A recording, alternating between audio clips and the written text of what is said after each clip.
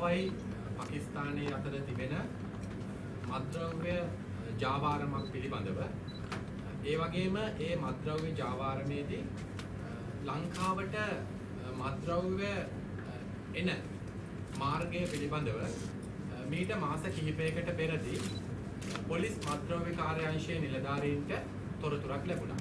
ඒ මත්ද්‍රව්‍ය ජාලය පිළිබඳවයි ඒ ජාලයෙන් මත්ද්‍රව්‍ය ලංකාවට එන මාර්ගය පිළිබඳවයි තමයි ඒ තොරතුර ලැබුණේ.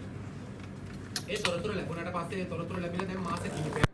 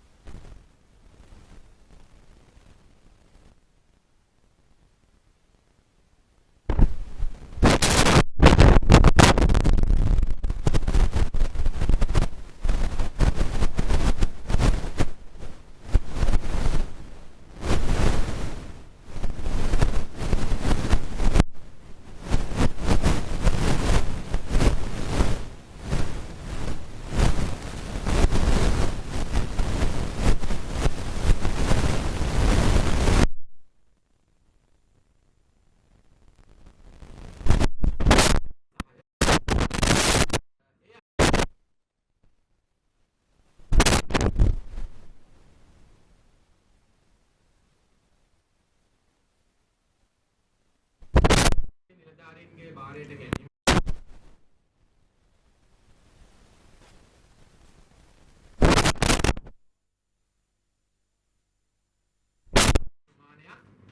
අඩංගු පාර්සල් 100ක් මෙලෙස එම නැවක තමයි මේ හෙරොයින් තොගය ගෙනවිත් තිබුණේ.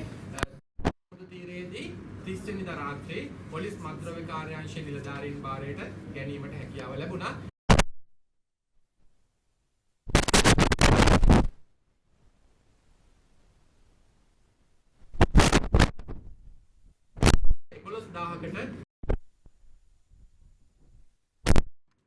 ඒ වගේම මේ හෙරොයින් ප්‍රමාණය ගෙනවිල්ලා තිබුණේ කුඩා නැවකින්.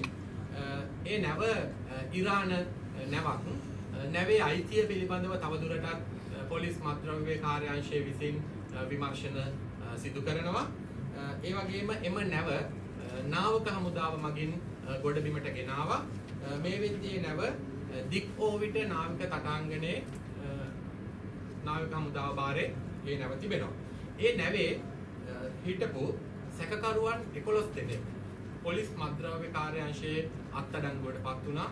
ඔවුන් 11 දෙනා පොලිස් මත්ද්‍රව්‍ය කාර්යාංශයේ භාර සිටිනවා. ඔවුන් 11 දෙනා අතර ඉරාන ජාතිකයින් 10ක් සහ එක් පාකිස්තානු ජාතිකයෙක් ඒ අතර සිටිනවා. ඔවුන් මේ වන විට පොලිස් මත්ද්‍රව්‍ය කාර්යාංශයේ භාරයේ සිටිනවා. ඒ වගේම මෙම මත්ද්‍රව්‍ය ජාවාරම මුහුදේ ක්‍රියාත්මක වුණාට මුහුදේ ක්‍රියාත්මක වුණු මේ මත්ද්‍රව්‍ය ජාවාරම ගොඩබිම සිට මෙහෙයවපු කණ්ඩායමක් පිළිබඳවත් මේ විමර්ශනයේදී පොලිස් මත්ද්‍රව්‍ය කාර්යාංශය අනාවරණය කරගෙන තිබුණා ලැබුණු තොරතුරු අනුව. ඒ අනුව ඊයේ සවස් වෙද්දී ඒ ගොඩබිම සිට මෙහෙයුම සිදු කරන ලද ජාවාරම්කරුවන් අත්අඩංගුවට ගැනීම සඳහා පොලිස් මත්ද්‍රව්‍ය කාර්යාංශයේ නිලධාරීන් කණ්ඩායම් කිහිපයක්ම විවිධ ප්‍රදේශවල ස්ථානගත කරලා තිබුණා. ගාල්ල ප්‍රදේශයේ පවා එක් කණ්ඩායමක් ස්ථානගත කරලා තිබුණා. මේ අතර පොලිස් මත්ද්‍රව්‍ය කාර්යාංශයට ලැබිලා තිබුණු තොරතුරු අනුව ඔවුන් මේ ගොඩබිම සිට මේ ජාවාරම මෙහෙවන මේ පුද්ගලයන් මීගමුව පොලිස් සසමේ දුංගල්පිටිය කියන ප්‍රදේශය ලැබුම්හලක නතර වෙලා ඒ ලැබුම්හල ඒ ස්ථානයේ මෙහෙයුම් මධ්‍යස්ථානයක් ලෙසට ඔවුන් පවත්වාගෙන යමින් මේ ජාවාරම හසුරවන බවට තමයි තොරතුරු ලැබිලා විමර්ශනයේදී අනාවරණය වෙලා තිබුණේ. ඒ අනුව ඒ දුංගල්පිටියේ ලැබුම්හල ආසන්නයේ ඊයේ සවස් වෙද්දී මත්ද්‍රව්‍ය කාර්යාංශයේ නිලධාරීන් කණ්ඩායමක් ස්ථානගත කරලා තිබුණා.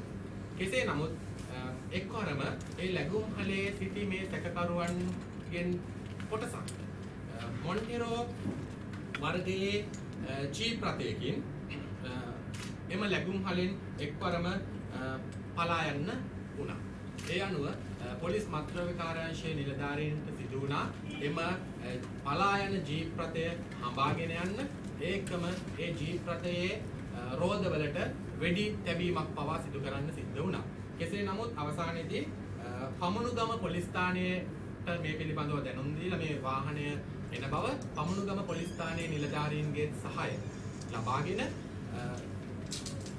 ජායල කටුනායක අධිවේගී පිවිසුම් මාර්ගයට ජායල පිවිසුමෙන් පිවිසෙන ස්ථානයේදී ඒ මොන්ටෙරෝ ජීප් රථය සැකකරුවන් දෙදෙනෙක් සමග අත්අඩංගුවට ගැනීමට හැකි වුණා.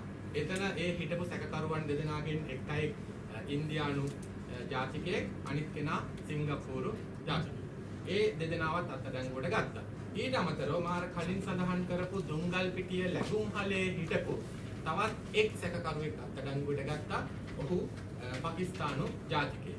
මේ අනුව ලැබුම්හලේ සිටපු සිංදු 3ක් සහ නැවේ හිටපු 11ක් ඇතුළුව මේ වන විට 14ක් සැකකරුවන් පොලිස් මත්ද්‍රව්‍ය කාර්යාංශයේ භාරේ සිටිනවා. මෙම මත්ද්‍රව්‍ය ජාවාරමට සම්බන්ධ ලංකාවේ සිටින අනිත් පුද්ගලයන් අත්අඩංගුවට ගැනීම සඳහා විමර්ශනයක් ක්‍රියාත්මක කරලා තිබෙනවා. තවත් ටික දිනකින්ම මේ මත්ද්‍රව්‍ය ජාවාරමට සම්බන්ධ ලංකාවේ සිටින පුද්ගලයන්ුත් අත්අඩංගුවට ගැනීමට හැකියාව ලැබෙනවායි අත්අඩංගුවට ගැනීමට මත්ද්‍රව්‍ය කාර්යාංශ නිලධාරීන් අවශ්‍ය විමර්ශන සිදු කරනවා. ඒ වගේම මේ වැටලීමට සම්බන්ධ වුණු සහ උපදෙස් දුන්නු කිහිප දෙනෙක්ම මේ අවස්ථාවේදී සිහිපත් කරන්න අවශ්‍යයි. පොලිස්පති එන්.කේ. ඉලංගකෝන් මහතා එතුමාගේ උපදෙස් මේ වැටලීමට සහ මුලින්දම සිදු කරපු මේ විමර්ශනයට ලැබී තිබුණා. ඒ වගේම මේ දිනවල වැඩ බලන පොලිස්පති එස්.එම්. වික්‍රමසිංහ මහතාගේ මේ සම්බන්ධයෙන් අවධානයට ලක් වෙලා තිබුණා. විශේෂයෙන්ම අපරාධ හා රථවාහන දිසාව බාර ජ්‍යෙෂ්ඨ නියෝජ්‍ය පොලිස්පති නන්දන මුණසිංහ මහතා මේ වැටලීම අධීක්ෂණය කළා. ඊට අමතරව මේ වැටලීම සිදු කරේ මේ වැටලීමට ප්‍රධාන වශයෙන්ම දායක වුණේ පොලිස් මත්ද්‍රව්‍ය කාර්යාංශයේ අධ්‍යක්ෂ ජ්‍යෙෂ්ඨ පොලිස් අධිකාරී නීතිඥ කමල් සිල්වා මහතා, ඒ වගේම මේ කාර්යාංශයේ සහකාර පොලිස් අධිකාරී ජගත් රෝහණ මහතා, ඒ වගේම පොලිස් පරීක්ෂක රංගජීව මහතා, ඒ වගේම මේ සඳහා මත්ද්‍රව්‍ය කාර්යාංශයේ අධ්‍යක්ෂකට විශාල සහායක් ලබා දීලා තිබුණා මේ විමර්ශනයට අදාළව නවගමුව පොලිස් ස්ථානාධිපති පොලිස් පරීක්ෂක මංජුල මහතා. ඒ වගේම මේ වැටලීම මේ අත්අඩංගුවට ගැනීමේදී නාවික හමුදාවේ සහාය ඉතාමත් වැදගත් වුණා. ඒ සහාය ඉතාමත් වැදගත් වුණා. ඒක අගය කළ යුතුයි අපි. විශේෂයෙන්ම නාවික හමුදා බුද්ධි අධ්‍යක්ෂ ඇතුළු නාවික හමුදා බුද්ධි අංශයෙන් ලැබුණු සහායත්, ඒ වගේම නාවික යාත්‍රාවලින් මේ වැටලීම සඳහා ලැබුණු සහායත් මේ අවස්ථාවේදී මතක් කරන්න ඕන. විශේෂයෙන්ම මේ වැටලීමේ විශේෂත්වය වන්නේ මේක පොලිස් මත්ද්‍රව්‍ය කාර්යාංශයේ ලැබුණු තොරතුර, පොලිස් මත්ද්‍රව්‍ය කාර්යාංශ නිලධාරීන් සිදු කරපු විමර්ශනය නාවික හමුදාවත් සම්බන්ධ කරගෙන ඒකාබද්ධ මෙහෙයුමක් විදියට සිදු කරපු වැටලීමක් නිසා මේ මෙවැනි ඒකාබද්ධ වැටලීම් වලදී මේ ආකාරයට සාර්ථක ප්‍රතිඵල ලබා ගැනීමට හැකියාව ලැබෙනවා. අපි ඉදිරියේදී බලාපොරොත්තු වෙනවා නාවික හමුදාවේ පමණක් නෙවෙයි, ඉදිරියේදී අපි සිදු කරන වැටලීම් වලදී ගුවන් හමුදාවේ පවා සහාය ලබා ගන්න. එවැනි ඒකාබද්ධ වැටලීම් වලින් ලංකාවට මත්ද්‍රව්‍ය ගෙන එන සියලුම ජාලයන් අත්අඩංගුවටගෙන ඒවා අඩපණ කරලා ඒ ක්‍රියාකාරීන් අත්අඩංගුවටගෙන ඒ සියලුම ජාලයන් වළක්වන්නයි අපේ අරමුණ වෙලා තියෙන්නේ. විශේෂයෙන්ම මේ අවුරුද්දේදී ගත වූ මේ මාස 3ේදී හෙරොයින් කිලෝ 155ක් සහ ග්‍රෑම් 816ක් අත්අඩංගුවට ගැනීමට අපිට හැකි වෙලා තියෙනවා. ඒ කිලෝ 155 සහ ග්‍රෑම් 816න් පොලිස් මත්ද්‍රව්‍ය කාර්යාංශය විසින් පමණක් කිලෝ 126ක් සහ ග්‍රෑම් 591ක් අත්අඩංගුවට ගෙන තිනවා මේ වැටලීමත් සමග. ඊට අමතරව වෙනත් පොලිස් ස්ථාන වලින් කිලෝ 27ක් සහ ග්‍රෑම් 694කුත්, ඒ වගේම පොලිස් විශේෂ කාර්ය බලකායෙන් ග්‍රෑම් 82කුත්, හෙරොයින් ග්‍රෑම් 82කුත්, ඒ වගේම රේගුවෙන් හෙරොයින් කිලෝ 1ක් සහ ග්‍රෑම් 448කුත් වශයෙන් තමයි මේ කිලෝ 155යි ග්‍රෑම් 816 සමන්විත වෙන්නේ. මේ ගත වූ මාස 3ේදී ගංජා කේරළ ගංජාත් ඇතුළුව ගංජා කිලෝ 693ක් අත්අඩංගුවට ගැනීමට හැකි වෙලා තියෙනවා. නැවේ ඇවිල්ලා තිබුණේම මෙහෙම.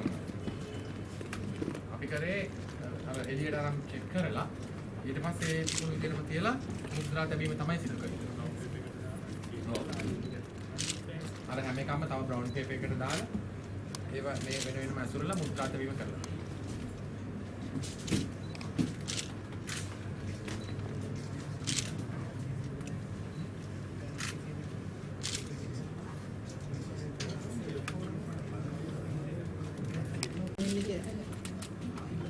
මේ මද්‍රව්‍ය කොළඹට ප්‍රවාහණය වෙන්නේ කියලා මා හැමදාම ලිස්ට් දාලා තිබ්බා.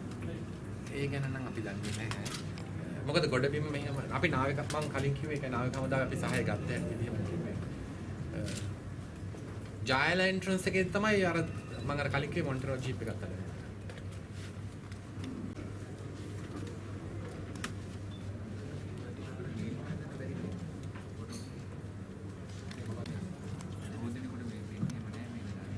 හරි මම මේ ෆොටෝස් ටික මේල් කරනවා. හරි. මම සාමාන්‍යයෙන් අපේ පොලිස් මේල් එක යවන එක ඒකට මම එවන්නම්.